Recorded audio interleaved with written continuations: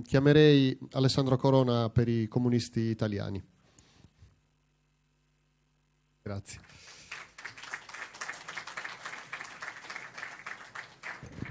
Ciao a tutte e a tutte. Pare che io sia il primo partito italiano a intervenire, quindi spero di non andare troppo male. Innanzitutto vi ringraziamo di averci invitato, abbiamo accolto positivamente questo invito. Io ho ascoltato anche con particolare attenzione la relazione del Presidente e ho colto un aspetto che mi è particolarmente caro, anche perché ero un po' più giovane, ho avuto modo e cercato nel mio territorio, quando avevo ruoli di responsabilità pratica, di incidere attuando l'idea del sistema come fondamento anche di un tentativo di ricostruzione, di un'unità, in quel caso territoriale, che potesse dare beneficio non solo al tessuto economico, ma anche a quello sociale e culturale. Però ho sempre ritenuto che l'idea di sistema debba avere come presupposto la volontà di dialogare. E per dialogare bisogna avere anche un altro presupposto, quello di cercare di sapersi ascoltare e di sapersi comprendere. Io credo che questa platea bella, numerosa, anche giovanile, sia d'auspicio a che il vostro movimento, il vostro partito, insieme agli altri che mi hanno preceduto e che hanno quest'idea dell'indipendenza della Sardegna come valore assoluto e portante del proprio agire politico, sia anche il viatico per un ragionamento a livello regionale che permetta a tutti di comprendere l'importanza del vostro tema, ma anche di avvicinare i vostri temi a quelli che sono poi temi di interesse e di carattere collettivo. In qualche intervento che è stato precedente al mio è stato detto che in Consiglio regionale non hanno sentito l'aria di voglia di indipendenza dei sardi, di voglia di riscatto. Io credo che non sentano neanche il grido degli operai quando vanno a protestare nelle strade, credo che non sentano neanche il disagio dei disoccupati, oppure la voglia di riscatto dei precari, o non sentano neanche il grido d'allarme che per esempio viene dal mondo della scuola sarda, la disperazione per esempio dei piccoli centri come quello che io vivo quotidianamente e dove non solo lavoro ma anche i miei contatti sociali e umani, territori che si stanno completamente disgregando. Non sentono neanche per esempio l'esigenza di fare in modo che la Sardegna sia non solo l'isola dei sardi e per i sardi, ma diventi anche un'isola per esempio solidale per i migranti che oggi vivono tutti i territori della Sardegna, anche le zone più interne come la mia, le zone magari dove pare anche più difficile che un migrante si stabilisca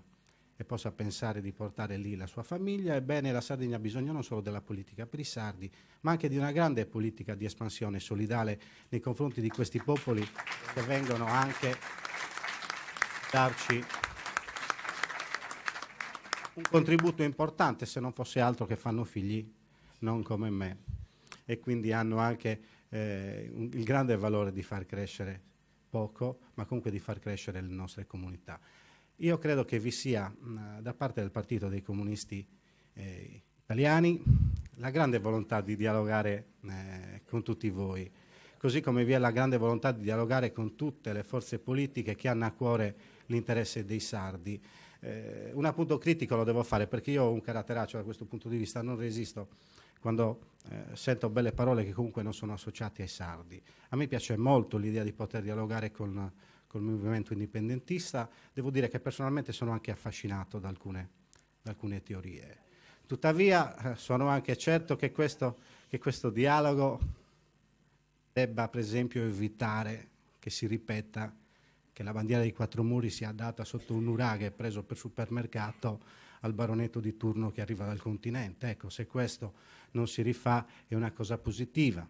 È una cosa positiva poi se noi riusciamo a capire che c'è un mondo del lavoro che oggi ha bisogno di idee precise, concrete, che voi in alcuni punti del vostro programma e anche in altre occasioni in cui io ho sentito parlare di questi temi, anche andando in maniera molto incognita in alcuni incontri di una citata consulta che ha girato un po' della Sardegna, dove ho avuto modo di ascoltare alcune tesi, ritengo siano interessanti. Ecco, in questo caso, se ci sono progettualità comuni per il mondo del lavoro e per l'occupazione in Sardegna, io credo che noi potremo dialogare e stare al fianco, ognuno nelle sue attuali posizioni e anche nelle situazioni che saranno date poi dal momento elettorale, che sancirà anche quanto ognuno di noi è in grado realmente di incidere sui sardi. Perché nell'intervento che mi ha preceduto, l'onorevole Zuncheddu ha detto una cosa che reputo interessante, cioè nei posti dove si decide è positivo esserci, ma soprattutto è positivo esserci con una certa forza, e se non si ha questa forza è positivo esserci intrecciando una serie di relazioni positive che possono permettere anche di avanzare delle proposte di progresso. Ve lo dice uno che guida da poco tempo un partito piccolo, comunista, ma purtroppo non di massa, come mi piacerebbe, che è fuori dal Parlamento da molti anni, e che per cercare di dare una mano agli operai con i quali abbiamo strette relazioni e molti compagni che soffrono e che sono nelle condizioni anche date che vedete in questi giorni, cioè si costringono a chiudersi dentro un muro che essi stessi hanno portato su,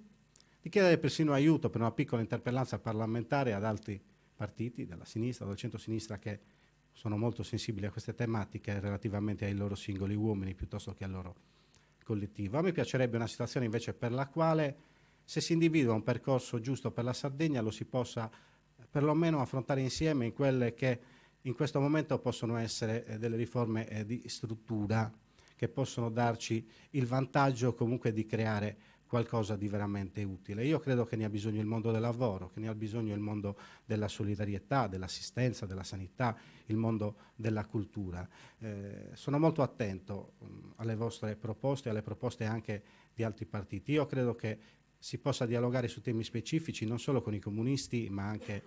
con il centro-sinistra, perché credo che noi non dobbiamo fare il gioco di contaminarci come se